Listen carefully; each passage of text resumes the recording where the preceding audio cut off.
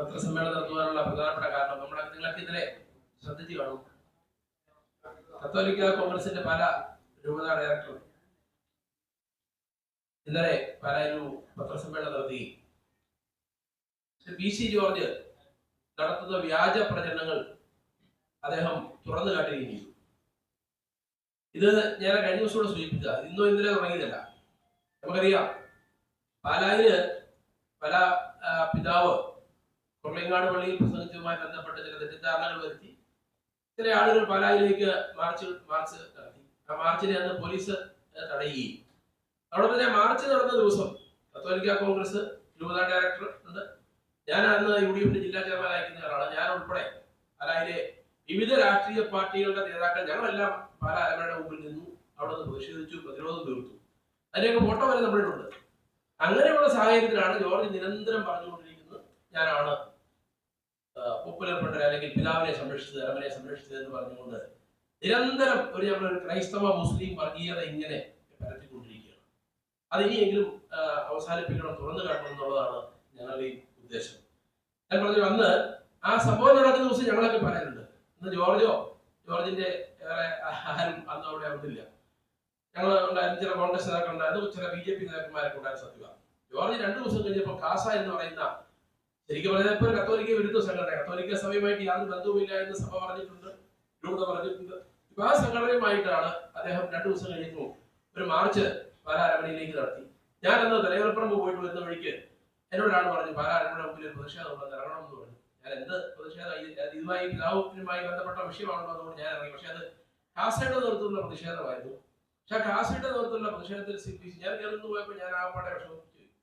George പ്രസംഗിക്കുക, അവിടെ നിന്ന് തനി വർഗീയത, ഞാൻ പറഞ്ഞല്ലോ, ക്രൈസ്തവരും അല്ലെങ്കിൽ മുസ്ലിങ്ങളും തമ്മിൽ ഇനി ഒരിക്കലും കണ്ടാൽ മിണ്ടരുത് എന്നുള്ള തരത്തിലേക്കുള്ള തനി തീവ്ര വർഗീയത അവിടെ ആ മുസ്ലിംസിനെ മുഴുവൻ അടച്ചാക്ഷേപിച്ചുകൊണ്ട് മുസ്ലിംസ് മുഴുവൻ കുഴപ്പക്കാരാണെന്ന് പറഞ്ഞുകൊണ്ട് ജോർജ് സത്യത്തിൽ ഞാനും ആ കൂടെ നിന്ന് പോയതിൽ ഞാൻ ദുഃഖിക്കുന്നു. ഞാൻ പെട്ടെന്ന് എനിക്കൊന്ന് മാറാൻ പറ്റാത്ത സാഹചര്യം ഉണ്ടായി. ഞാൻ പറഞ്ഞത് അതിനുശേഷമാണ് നമുക്ക് പിറ്റേ ദിവസം കത്തോലിക്ക കോൺഗ്രസ് പാലാ കുരിശുപള്ളിക്ക് മീറ്റിംഗ് വെച്ചപ്പോ കത്തോലിക്ക കോൺഗ്രസിന്റെ ഭാരവാഹികൾ മാത്രം പ്രസംഗിക്കാൻ ജോർജ് അവിടെ ഇടിച്ചു കയറി പൂരം. ഇന്നലെ ഞാനല്ല പറഞ്ഞ, ഞാൻ കുതിരച്ചനാ പറഞ്ഞത്. അപ്പൊ അങ്ങനെ എല്ലായിടത്തും ഞാൻ ഇടിച്ചു കയറി. ഞാനാണ് കത്തോലിക്കന്റെ സംരക്ഷകൻ എന്ന് വരുത്തി തീർത്തുകൊണ്ട് BJPയിലേക്ക് ആളുകളെ റിക്രൂട്ട് ചെയ്യാനുള്ള ഒരു ശ്രമമാണ് ഇപ്പോൾ ജോർജ് നടത്തിക്കൊണ്ടിരിക്കുന്നത്. ജോർജിന്റെ ആ ശ്രമമൊക്കെ പരാജയപ്പെടും. അതിലെല്ലാം നമുക്കറിയാം, അദ്ദേഹത്തെ അല്ലെങ്കിൽ കത്തോലിക്ക കോൺഗ്രസിനെയും സഭയും സമുദായത്തെയും BC നിരന്തരമായി ആക്രമിച്ചപ്പോൾ തുറന്നു കാട്ടിയ നിമിഷം മുതൽ ഈ കാസ എന്ന് പറയുന്ന ശരിക്കും പറഞ്ഞ കത്തോലിക്ക വിരുദ്ധ സംഘടനയുമായി ചേർന്ന് അല്ലെങ്കിൽ ഉപയോഗിച്ചുകൊണ്ട് ജോർജ് കൂട്ടരും ഇപ്പോ സഭയെയും പിതാക്കന്മാരെയും മെത്രാന്മാരെയും എല്ലാം അട്ടച്ചാക്ഷേപിക്കുന്ന സൈബർ ആക്രമണം അപ്പൊ നടന്നുകൊണ്ടിരിക്കുന്നത്. ഇത് അവസാനിപ്പിക്കുക തന്നെ വേണമെന്ന് ഈ അവസരത്തിൽ പറയാൻ ആഗ്രഹിക്കുകയാണ്. എനിക്ക് ഞങ്ങൾക്കാർക്കും BCയോട് യാതൊരു വിരോധമില്ല. നമ്മളെല്ലാം ഏത് സമുദായത്തിനെതിരെ, കത്തോലിക്ക സഭയ്ക്കെതിരെ മാത്രമല്ല, ഹൈന്ദവ സമുദായത്തിനെതിരെ ആട്ടെ, മുസ്ലിം സമുദായത്തിനെതിരെ ആട്ടെ, ഇത്തരത്തിൽ അനാവശ്യമായ പ്രശ്നം ഉണ്ടായാൽ അതിനെയൊക്കെ പ്രതിരോധിക്കാനുള്ള ബാധ്യത എനിക്കും നമുക്ക് ഓരോരുത്തർക്കും ഉണ്ട്. അത് BCയോട് ഉണ്ടെങ്കിൽ ആ കാര്യത്തിൽ അദ്ദേഹവും സഹകരിക്കട്ടെ എന്നതിനപ്പുറത്ത് ഞാൻ തന്നെയാണ് ഇതിന്റെ എല്ലാം ഉത്തരവാദി, ഞാനാണ് എല്ലാം ചെയ്തിരിക്കുന്നത്, അതുകൊണ്ട് ഞാൻ പറയുന്ന പോലെ ഈ കത്തോലിക്ക സഭയും പിതാക്കന്മാർ നീങ്ങണം എന്നുള്ള ജോർജിന്റെ ദാർഢ്യം ഇവിടെ അവസാനിപ്പിച്ചേ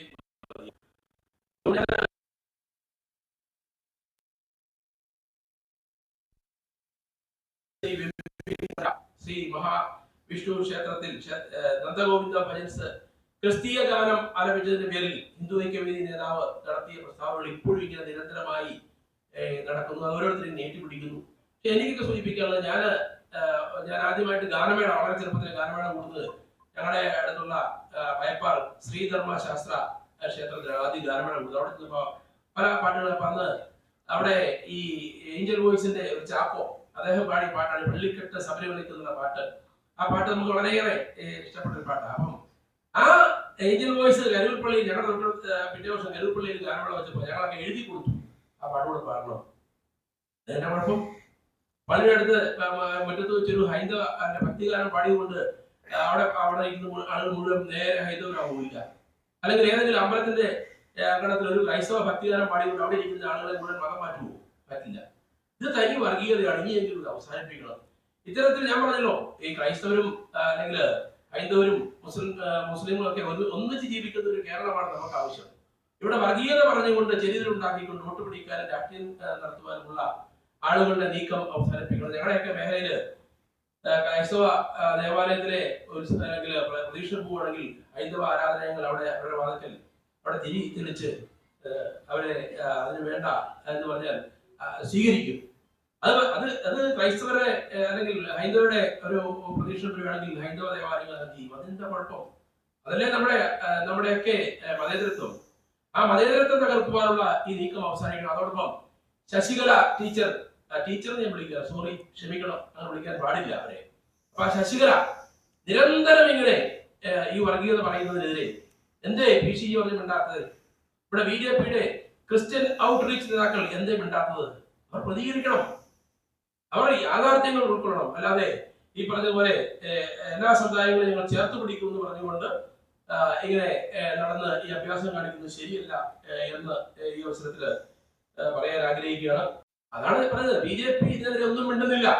ഈ BJPയുടെ മറ്റു നേതാക്കൾ പോട്ടെ, BJPയിലേക്ക് ക്രിസ്ത്യാനികളെ ആകർഷിക്കാൻ വേണ്ടി ആണല്ലോ ക്രിസ്ത്യൻ ഔട്ട്റീച്ച് നേതാക്കളും പിന്നെ ജോർജും. അവരെങ്കിലും ഒന്ന് പറയണ്ടേ, ഇത് ശരിയല്ല, ഇത് തെറ്റാണ്, ഇത്തരത്തിൽ പറയാൻ പാടില്ല, ഇത് വർഗീയതയാണ് എന്ന് എന്തുകൊണ്ട് അവർക്ക് പറയാൻ അവരുടെ നാവ് പോകുന്നില്ല എന്നുള്ളതാണ് എന്റെ ചോദ്യം. അത് ചോദിക്കാൻ നമ്മുടെ സമൂഹത്തിൽ ഇത്തരത്തിലുള്ള വർഗീയതകൾ ഇങ്ങനെ പറഞ്ഞു പരത്തിക്കൊണ്ടിരിക്കുമ്പോൾ അതിനെ നമുക്ക് കണ്ടില്ല എന്ന് നടിക്കാനാവൂ? ഞാൻ പറഞ്ഞല്ലോ, കാസ ക്രിസ്ത്യൻ വർഗീയത പറഞ്ഞാൽ അത് അംഗീകരിക്കാൻ പാടില്ല, അംഗീകരിക്കേണ്ട കാര്യമില്ല. RSS പോലെ കാസ എന്ന് പറഞ്ഞൊരു സംഘടന ഉണ്ടായിക്കൊണ്ട് ക്രിസ്ത്യാനിയെ നന്നാക്കാനെന്ന് പറഞ്ഞു കഴിഞ്ഞാൽ അതൊന്നും നമുക്ക് അംഗീകരിക്കാൻ പറ്റത്തില്ല. ക്രിസ്ത്യാനിയെ നന്നാക്കണമെങ്കിൽ അവർക്ക് അവിടെ സഭയുണ്ട്, സമുദായമുണ്ട്, പിതാക്കന്മാരുണ്ട്, അവിടെ മെത്രാന്മാരുണ്ട്, അവിടെ അച്ഛന്മാരുണ്ട്, അവർ നന്നായിക്കൊള്ളും. കാസ നന്നാക്കേണ്ട കാര്യമില്ല. അപ്പോൾ RSSനെ പോലെ തരം താഴുന്ന തരത്തിൽ RSS പോലെ ക്രിസ്ത്യാനിക്ക് വേറൊരു വർഗീയ സംഘടന ഉണ്ടാവണമെന്ന് ഞങ്ങൾ ആരും ആഗ്രഹിക്കുന്നില്ല. ഉണ്ടാകുന്നുണ്ടെങ്കിൽ അത് അവിടെ അവസാനിപ്പിക്കുക തന്നെയാണ് വേണ്ടത്. ഇത് ഞാൻ പറഞ്ഞ പോലെ RSSന്റെ B ടീമായി പ്രവർത്തിക്കുന്ന സംവിധാനമാണ്. അതിനെ ഉപയോഗിച്ചുകൊണ്ട് ജോർജിന്റെ കള്ളപ്രചരണങ്ങൾ ഇനി നടക്കില്ല. പുതിയ പാർട്ടിയുടെ പ്രഖ്യാപനം കഴിഞ്ഞ ദിവസം പത്രസമ്മേളനത്തിൽ ബഹുമാനപ്പെട്ട PVL പ്രഖ്യാപിച്ചല്ലോ. 15-ാം തീയതിക്ക് ഉള്ളിൽ പുതിയ പാർട്ടിയുടെ കേരള ഘടകം പ്രഖ്യാപിക്കും. കേരളത്തിലെ ഐക്യജനാധിപത്യത്തിന്റെ ഭാഗമായി ശക്തമായി മുന്നോട്ടു. താങ്കൾക്കെതിരെ സൈബർ ആക്രമണമുണ്ടോ? സൈബർ ആക്രമണങ്ങൾ അതാരും ചെയ്തു. കഴിഞ്ഞ ദിവസം യൂട്യൂബിൽ ഞാൻ ചെറിയ മറുപടി പറഞ്ഞായിരുന്നു. അതിങ്ങനെ പറഞ്ഞുകൊണ്ടിരിക്കും. ഞാൻ സാധാരണ ഈ ആർക്കെതിരെ തെറി എഴുതാറില്ല, അല്ലെങ്കിൽ നുണ പ്രചരിപ്പിക്കാറില്ല. പിന്നെ പറയുന്നവർ പറഞ്ഞോട്ടെ. തെറി എഴുതാനായിട്ട് ഇവരൊക്കെ പ്രത്യേക ആളുകളെ ഇങ്ങനെ റിക്രൂട്ട് ചെയ്തിട്ടുണ്ട്, കാശ് കൊടുത്ത്. ഞാൻ ആരെയും റിക്രൂട്ട് ചെയ്തിട്ടുമില്ല, ഞാൻ ആർക്കെതിരെ തെറി എഴുതാറുമില്ല. പിന്നെ ഞാൻ എന്റെ രാഷ്ട്രീയം നിങ്ങൾക്കൊക്കെ അറിയാം. ഞാൻ കേരള കോൺഗ്രസ് ആയിരുന്നു.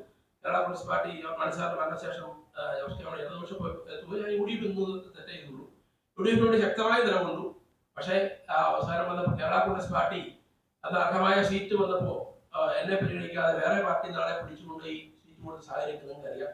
അതിനുശേഷം പാർലമെന്റ് തെരഞ്ഞെടുപ്പില് ഒരു ജില്ലാ പ്രസിഡന്റും UDF ജില്ലാ ചെയർമാനുമായ അയാളുടെ പാർട്ടിയുടെ സ്ഥാനാർത്ഥി മത്സരിക്കുമ്പോൾ ആ സ്ഥാനാർത്ഥിയുടെ അടുത്ത് കൊണ്ടിരിക്കാൻ യോഗ്യതയില്ല എന്ന് പറഞ്ഞപ്പോ പിന്നെ അവിടെ തുടരുന്നത് ശരിയല്ല എന്നുള്ള ബോധ്യത്തിന്റെ അടിസ്ഥാനത്തിൽ ഞാൻ നിർത്തിയതാണ്. എന്നെ ഒരു പാർട്ടിയും പുറത്താക്കിയതല്ല. എനിക്കെതിരെ സൈബർ ആക്രമണം നടത്തുന്ന പയ്യനൊക്കെ കോൺഗ്രസ് ഒക്കെ ആണെന്ന് തോന്നുന്നു. അതിനൊക്കെ പുറത്താക്കിയതാ, പാർട്ടിയൊന്നും ഇല്ല.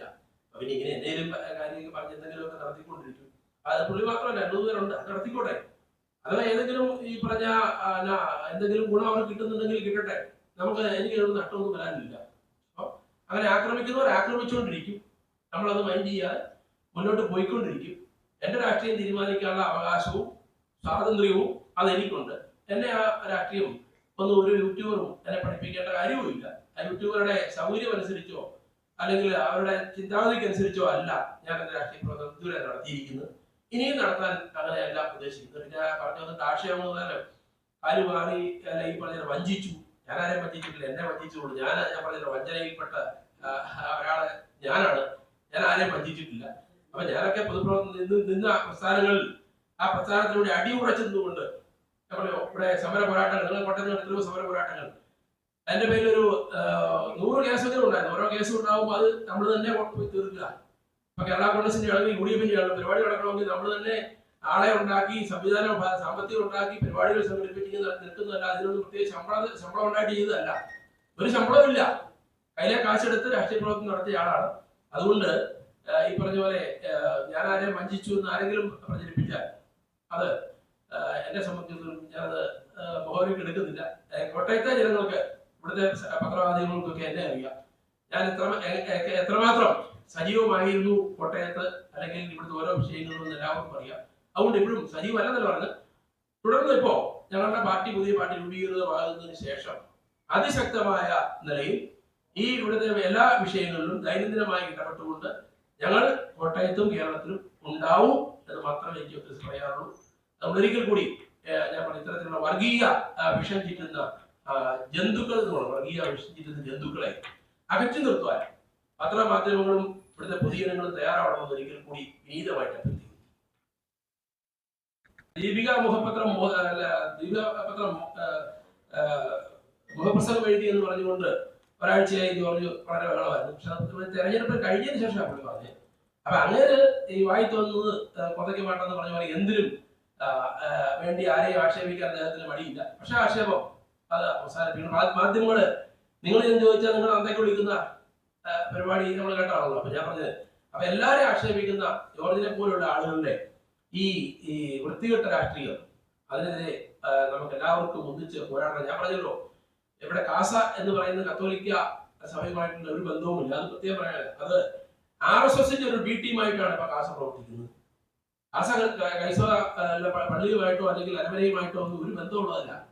അവരാണ് ഇപ്പോൾ ജോർജിനെ നയിക്കുന്നത്. അവരാണ് ഈ തെറിമൊഴി എഴുതുന്നത്. ഇപ്പൊ ഇന്നലെ രൂപതയ്ക്കെതിരെ അല്ലെങ്കിൽ ഞാറക്കുന്നരക്കെതിരെ അറക്കുന്ന തെറികൾ ആണ് ഇപ്പോ എഴുതിക്കൊണ്ടിരിക്കുന്നത്. അപ്പൊ ഇതെന്തിനു വേണ്ടിയാണ് ഞാൻ ചോദിക്കുന്നത്? ഞാനൊക്കെ ക്രൈസ്തവനാണ്, പള്ളിയിൽ എന്റെ പിതാവ് വരെ ക്രൈസ്തവനായി, മാമോദിസൊക്കെ ഞാൻ ആ വിശ്വാസം ജീവിക്കുന്നു, പള്ളിയിൽ പോകും, പ്രാർത്ഥിക്കും. അതുകൊണ്ട് മറ്റു മതങ്ങളെ നമ്മൾ നിക്ഷേപിക്കാൻ പോകുന്നുണ്ടോ? ഇല്ല. ഏതെങ്കിലും മതത്തെ നിക്ഷേപിക്കാൻ പോകുന്നില്ല. അവരുടെ വിശ്വാസത്തെ നമ്മൾ ബഹുമാനിക്കുക. നമ്മൾ അവരുടെ ഒരു വിശ്വാസം ബഹുമാനിക്കാൻ പറ്റില്ലെങ്കിൽ, വണങ്ങാൻ പറ്റുമെങ്കിൽ വണങ്ങുക. വന്നിച്ചില്ലെങ്കിലും നിന്ദിക്കാതിരിക്കുക എന്നുള്ളതാണ് ഞങ്ങളെയൊക്കെ എന്റെയൊക്കെ ഒരു ലൈൻ. അപ്പൊ ഇവിടെ ഒരു പുള്ളി ഊടുപാട് എല്ലാവരും ഇതിൽ പറയുന്നത് ക്രൈസ്തവൻ ഇല്ല, ഒരു കാലത്ത് മുസ്ലിം വിഭാഗത്തെ അടച്ച് എല്ലാ വിഭാഗത്തിലും ചെറിയ കുഴപ്പക്കാരൊക്കെ ഉണ്ട്. ഞാൻ പറയാം ക്രിസ്ത്യാനി വളരെ ഡീസന്റ് മാത്രമേ ഉള്ളൂ. ഞാൻ പറയാം കാസ അത്ര ഡീസന്റ് ആണെന്ന് ഞാൻ കരുതുന്നില്ല. ഇതൊക്കെ ഒരു ചേരിതിരിവ് ഉണ്ടാക്കാൻ വേണ്ടി ശ്രമിക്കുക. RSSും കാസയും ഈ പറഞ്ഞ പോപ്പുലർ ഫ്രണ്ടും തമ്മിൽ വലിയ വ്യത്യാസമുള്ള സംഘടനകളല്ല. എനിക്ക് കാസയുമായിട്ടൊരു ബന്ധവുമില്ല. ഞാൻ ക്രിസ്ത്യാനിയാണ്. ഞാൻ ആ മതവിശ്വാസം അനുസരിച്ച് ജീവിക്കും.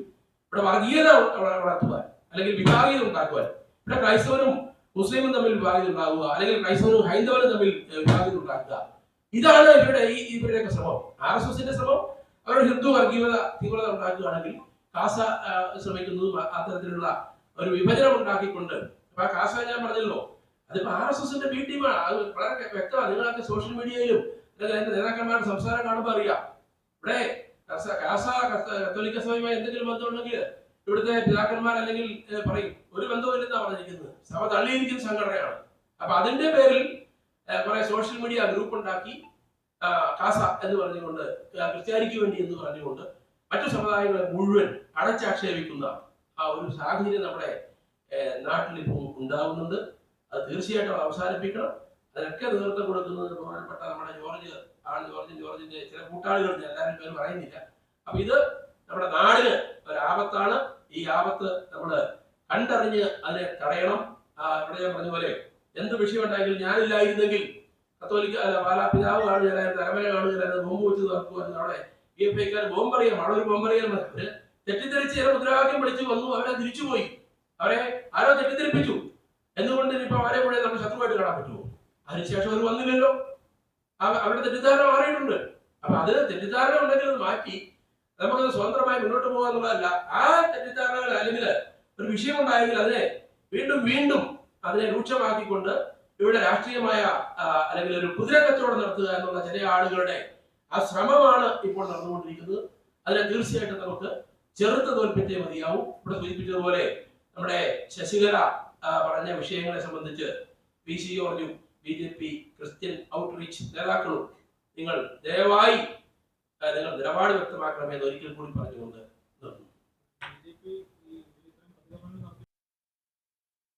ഞാൻ പ്രധാനമായി പറഞ്ഞു. ഇത്തരത്തിലുള്ള ഈ വർഗീയപരമായ അല്ലെങ്കിൽ നേട്ടമുണ്ടാക്കുവാൻ, ജാതി തിരിച്ച് നേട്ടമുണ്ടാക്കുവാനുള്ള ജോർജിനെയും അല്ലെങ്കിൽ ശശികലയും പോലുള്ള ആളുകളുടെ ആ നീക്കത്തെ തിരിച്ചറിയണം. അതിനെ കേരളത്തിലെ പൊതുസമൂഹം അതിനെ പുച്ഛിച്ചു തരണം. അവിടെ പതിനെ സൂചിപ്പിച്ചതുപോലെ ഇന്നലെ അല്ലെങ്കിൽ ജോർജിന്റെ പൊള്ളത്തരം അല്ലെങ്കിൽ തുറന്നു കാട്ടിയ ഞാറക്കുന്നരച്ചനെതിരെയും പല അരമനയ്ക്കെതിരെയും അല്ലെങ്കിൽ കത്തോലിക്ക സഭയ്ക്കെതിരെയും നടത്തുന്ന ജോർജിന്റെ ഈ കൂട്ടാളികളുടെയും സൈബർ ആക്രമണം ഇവിടെ അവസാനിപ്പിക്കണം. അവസാനിപ്പിച്ചില്ലെങ്കിൽ ഗുരുതരമായ പ്രത്യാഘാതങ്ങൾ ഉണ്ടാകും എന്ന് കൂടി ഈ അവസരത്തിൽ പറയാൻ ആഗ്രഹിക്കുകയാണ്. ഞാൻ അവരോട് പറയാം, നമ്മുടെ ഇപ്പോഴുള്ള പത്രസമ്മേളനങ്ങളിൽ നമ്മുടെ നിതിൻ രാജ് എന്ന് പറയുന്ന പാവപ്പെട്ട വിദ്യാർത്ഥി, ആ വിദ്യാർത്ഥി ഈ മരണപ്പെടുവാനുള്ള സംഭവം ഞങ്ങൾ കഴിഞ്ഞ ദിവസം സൂചിപ്പിച്ചിരുന്നു. പ്രതി ഉടൻ അറസ്റ്റ് ചെയ്യണമെന്ന് ആവശ്യപ്പെട്ടു. പക്ഷേ ഇതുവരെ പ്രതിയെ അറസ്റ്റ് ചെയ്തിട്ട് ഒരു നടപടിയുമായിട്ടില്ല.